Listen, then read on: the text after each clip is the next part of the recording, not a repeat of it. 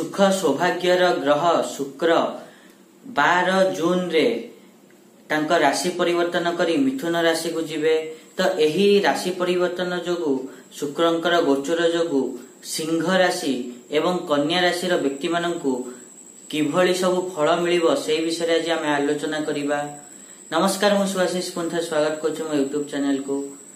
आज आम आलोचना करिबा कि सिंह राशि एवं कन्या राशि व्यक्ति माननकु शुक्रंकर एही गोचर कौन सब फल दब। शुक्र जेतेबेले एही गोचर करिवे सेतेबेले से बुध एवं रवि सहित मध्य युक्त हेबे। तो यहा द्वारा सिंह राशि एवं कन्या राशि व्यक्ति माननकु किभली सब फल मिलिबो से विषय आज आम डिटेल्स रे आलोचना करिबा। ता पूर्व सबना बेले गोटे रिक्वेस्ट करिया चाहिए कि जो माने भी एजाई चैनल को सब्सक्राइब करना सब्सक्राइब करंतु आ पाखा बेल आइकन को मध्य प्रेस करंतु जा द्वारा कि मु आगु जहाँ भी किछि वीडियो देबी ता नोटिफिकेशन आपण मान को ठीक समय रे मिले जिवो। जदि आमे सिंह राशि कथा कहिबा ताले सिंह राशि व्यक्ति मान को पई शुक्र होउचंती दशम भावर अधिपति एवं तृतीय भावर अधिपति। से दशम एवं तृतीय भावर अधिपति होई एकादश अर्थात लाभ भाव रे गोचर करिवे। सेति पई सिंह राशि व्यक्ति माने पर्सनल लाइफ हो बा प्रोफेशनल लाइफ हो सबुथि लाभ पाइबे। ता सहित तांकर मान सम्मान रे वृद्धि हबो, लोकप्रियता रे वृद्धि घटिबो एवं जो माने दाम्पत्य जीवन बितौचंती तांको दाम्पत्य जीवन रे सुख रे वृद्धि घटिबो। ता सहित आपण मानकु निज जीवन साथी थु सहयोग मिलिबो एवं आपण मानकर जो माने एजुकेशन रे अछंती से माने भल फल पाइबे एवं जहाँ भी एही समय रे चेष्टा करिवे इजीली सफलता पाइबे। ता सहित आपण माने जो माने यात्रा करिया चाहूचंती से माने मध्य यात्रा कले तांको लाभ मिलिबो एवं सिंह राशि व्यक्ति माने एही समय रे आपण माने धनवान हेबे, आपण मानक इनकम बढ़िबो, आय बढ़िबो। ता सहित संपत्ति को नेकी लाभ रे रहिबे। जदि घर भड़ा देकी पैसा कमाउचंती ताले आपण मानक घर भड़ा पैसा वृद्धि घटिबो।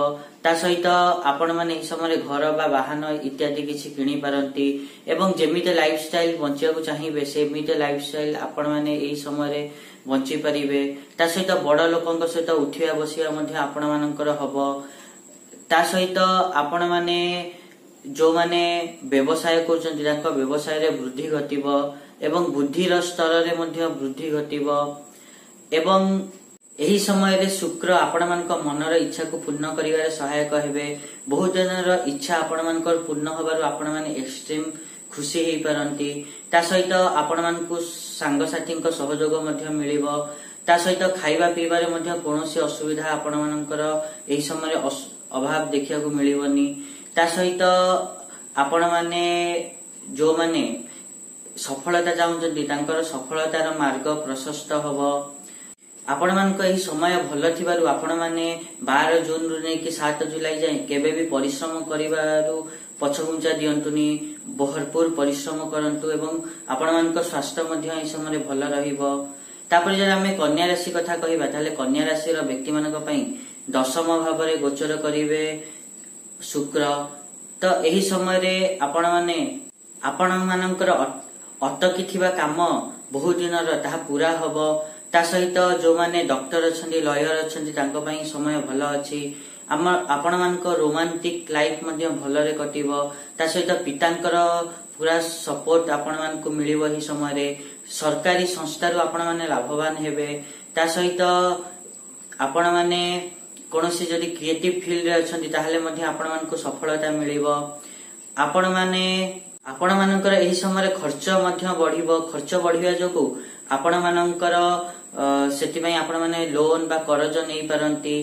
ता सहित आपण माने अजथा गपसप करंतुनी। एही गपसप आपण मानकु भारी पड़ी पारे। आपणक उपरिष्ठ ऑफिसर आपणक उपरे खपा हेई पारंती बा रागी पारंती। सेति पई एही सब अजथा गपसप रु ऑफिस रे निजको बंचांतु एवं ता सहित आपण मानक व्यवसाय रे मध्ये वृद्धि घटिबो एवं जो माने बेरोजगार अछंती तांको कोनोसी ना कोनोसी रोजगार एही समय रे मिलिबो। ता सहित आपण मानकर चाकरी रे मध्ये परिवर्तन देखिया को मिलिबो। एही परिवर्तन आपण मानक इच्छा रे भी किछिटा हेई पारे। ता सहित आपण माने एही समय किछि संपत्ति बा वाहन किनि पारंती, घर को किछि सुख सामग्री आसीबा जो आपण मानको माता खुशी हेई पारंती। ता सहित आपण मानको घरे कोनोसी मांगलिक कार्य हेई पारे जा जो कि आपणक परिवार रे गोटे खुशीर वातावरण रहिबो। आपण माने एही समय परिवार ठु बहुत खुशी पाइबे, परिवार ता खुशी रे समय रे कटिबो। एतो थिला सिंह राशि एवं कन्या राशि रो व्यक्ति मानक पई शुक्रंक गोचर कौन सब शुभ अशुभ फल दब। आशा करी कि मुझा कहली आपण माने ठीक रे बुझी पाथिबे। आ जदी वीडियो भल लागि ताले निहाती रूपे वीडियो को लाइक करंतु, शेयर करंतु, आ चैनल को सब्सक्राइब करिया पे तो जमाई भूलंतुनी। आज पई एटिकी देखाबा नेक्स्ट वीडियो रे। रहूची, नमस्कार।